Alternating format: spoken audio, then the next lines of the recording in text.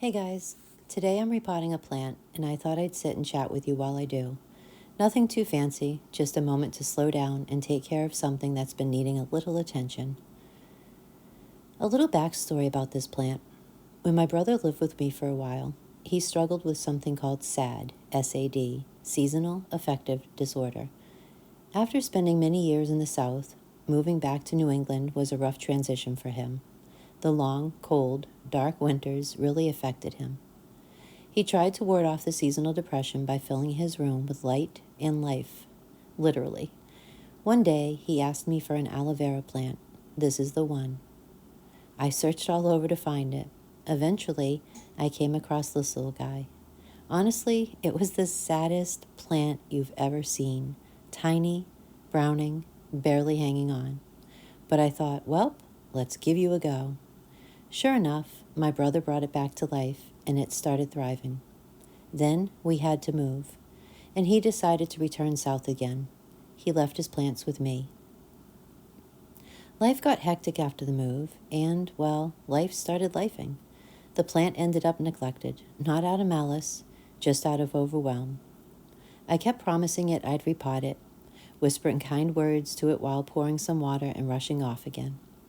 But lately, I've been making a conscious effort to slow down, to stop letting the chaos that other people bring into my world take root. I've started saying no more often, and with that, I'm finally finding time for the things like this, simple, nourishing things that feel good. So here we are, repotting a plant that's been patiently waiting. And maybe, just maybe, there's something in your life that needs repotting too.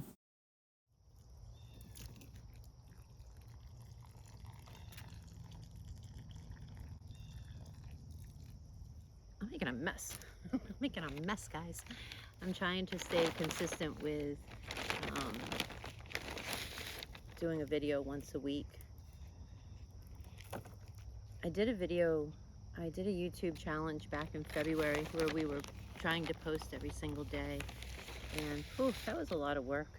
I'm glad I tried it, but what I've come to realize is it's going to take baby steps on YouTube.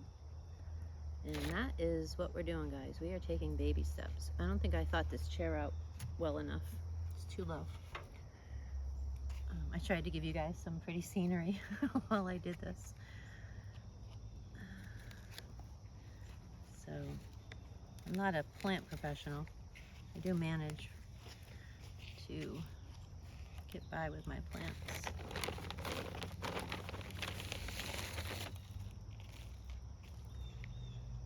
So anyway, I was saying, I think I'm jumping all around. I almost didn't get my video done this week. I don't know. The week got away from me. I'm trying to slow things down, and it has been productive saying no to people where I know that either it's not that big of an emergency. Sometimes people seem like everything is an emergency. It has to get done then. I do a lot of jobs, like my eBay and Instacart, and now trying to do YouTube and earn some kind of income from that eventually. But what I find is when you work for yourself, it's easy for people to call and think that everything is an emergency and that you can just drop what you're doing. And yes, when you work for yourself, you can, kind of make your time, your schedule.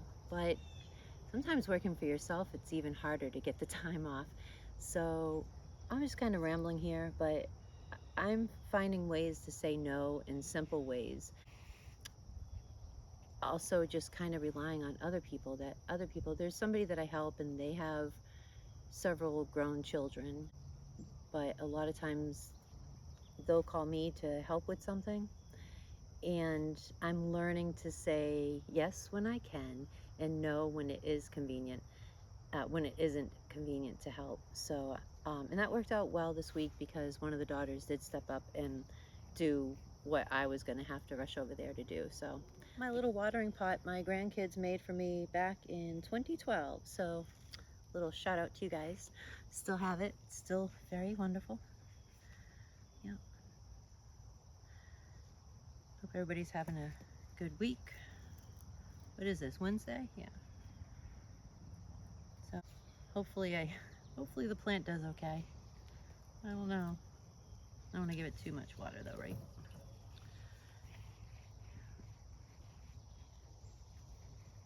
Yeah. We'll check back in with it. Give you guys an update on Mr. Aloe here, about a week or so. See how he's doing. Okay. Well, looks pretty good for now, I guess. See what happens. I told you I'd replant you, repot you.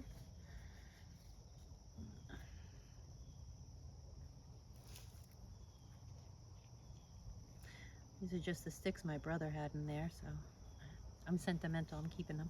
They'll probably come in handy. So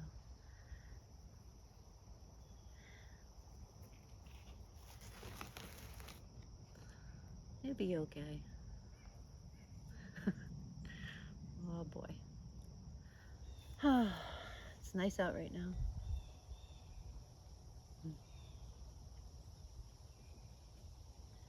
I love this tree, the Rose of Sharon. So pretty. It's got a lot of blooms on it this year. Yeah. It's nice to slow down and just enjoy a few things. Yep. Sometimes we just have to say no. Just have to say no. Hey, you know what else I found out? I was referring to this as a softer life. Like, my approach now going forward is going to be a softer life. You know what I didn't know? I didn't know that was like a thing. It was like a buzzword lately, a buzz phrase. I only found it out when I loaded one of my last videos and I was tagging it, and then all these tags came up for these videos about softer lives, softer living. And it was so funny because I started to do this comparison thing. The videos that popped up for softer living, they were gorgeous. Everybody was just I don't know, everything was just perfect, soft and perfect. And I'm like, well, that's not me. It's not how my videos are rolling right now. So I'm not gonna give up on it. I think my idea for softer living is maybe even a little bit different than what the other videos were talking about. My idea of softer living is cutting out chaos. Chaos is that I don't even know how to explain it. I don't try to look for things that I don't try to be angry. I don't try to look for all the negativity. And I don't know, there's just some people in my life that I don't know if they do it deliberately or if it just happens to them, but sometimes it's as simple as thinking, why is that person looking at me like that? Why, I can remember being at the ocean one day, just a quick ride to the ocean. I was taking a family member, and instead of just enjoying the few minutes we had there, they went off on this thing about how somebody looked at them. I didn't really notice it. Maybe the person did look at them negatively. I don't know. But it just turned the moment into chaos. And that's what I mean about a softer life. I'm trying to cut those moments with people like that. I'm trying to just say no to them, no to those kind of moments, instead of getting drawn into it. And that reminds me of a little story once. It was many years ago, but I was at a store called Kmart. It's no longer around. I don't think Kmart's exist anymore, but neither here nor there. I was at the service desk returning something, and there was a woman over at a checkout line standing in line, and no big deal. I happened to notice she was looking at me, and didn't think much of it, and we're both waiting in our lines, and I look over and she's looking at me again. It's just kind of like a grumpy look on her face. I did start to think to myself, like, gosh, why is this chick staring at me? Why is this lady? What is wrong? Is something on me or something? So I thought to myself, if I look over and she's staring at me like that still, I don't know.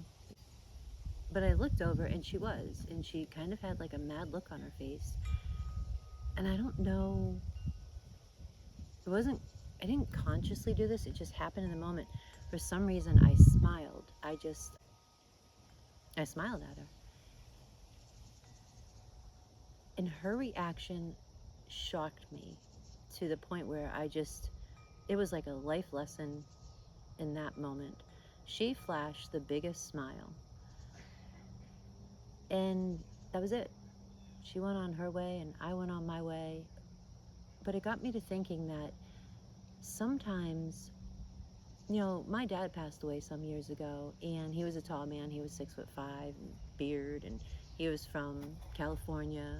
He had the California kind of Western deep accent. And sometimes I'll be standing in a grocery line some days, and I see somebody that either sounds like him, looks like him, and I find myself not realizing that I'm staring at this person. And I'm staring at them because they remind me of my dad. And it got me to thinking about that woman, maybe I just reminded her of somebody, you know. And so in those moments, sometimes we just have to not allow chaos and negative thoughts to take over. And that brings me to today. I do my in-laws grocery shopping. They're in their 90s, and so I go over once a week and do their grocery shopping. And today, while I was waiting at the fish counter, the seafood counter, there was a man waiting for his lobsters. And I'm trying to think how the conversation started. I don't know, it was just small talk started. And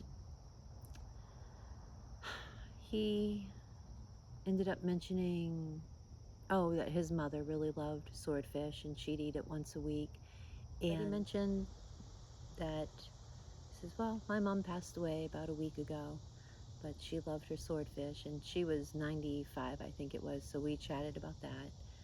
And, his lobsters came, and he went on his way. And then another gentleman came up next to me in line, and the service clerk was on the phone, so we were both waiting.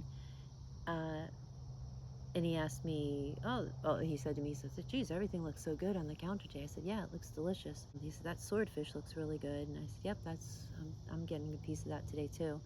And he started telling me how he buys swordfish to feed to his dogs. He stopped using dog food, for whatever reason, but he's been feeding his dogs the swordfish. And then he told me that he had started eating swordfish, that he was trying to eat healthier. And the reason being was, and he just said it matter-of-factly, the same way the other gentleman said that his mom had died. Like, they weren't talking sad. It was just people talking. And he mentioned that he was eating healthy, and he had started eating the swordfish because he has pancreatic cancer, and he's fighting that.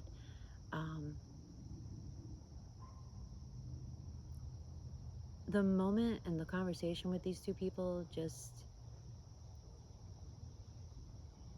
I don't know how to explain it. People just being and opening up to a complete stranger about stress that they're under, grief that they're suffering through. And I gave my condolences to the man that lost his mom. And when I walked away from the man that had pancreatic cancer, I wished him well and good health and went on my way. But I guess I'm trying to ramble about something in the moment and make my point. The point is that it wasn't chaos talking to them. It didn't depress me. In fact, it was kind of uplifting that strangers would talk about these things. And sometimes people do just need to talk about those things. So that was nice in itself. But getting back to chaos and causing drama, had I had a different attitude standing there and thinking all negatively, those people and their stress and their grief and their struggles with their own health may have shown on their face. You know, maybe we would have been silent, and maybe I just would have thought, why are they giving me an attitude? Why are they looking at me that way? And then that leads to a hard life. That leads to not a soft life. So that's what I mean about a soft life. And forgive my ramblings. That is why I think I've started doing kind of like a little voiceover at the beginning of my videos, just so you guys can have some kind of structure to listen to. So that's what I mean by softer life. All right, guys, the mosquitoes are starting to come out. I'm going to go in because I don't want to get bit. So I will see you next week. And I might be doing a Mediterranean. I'm not sure if it'll be next week, but I've been doing some Mediterranean cooking. And I've always liked that diet, the Mediterranean diet. So I might bring you guys a simple little dish next week or so. So everybody have a great rest of your week and a good weekend. And I'll see you. Thanks. Bye.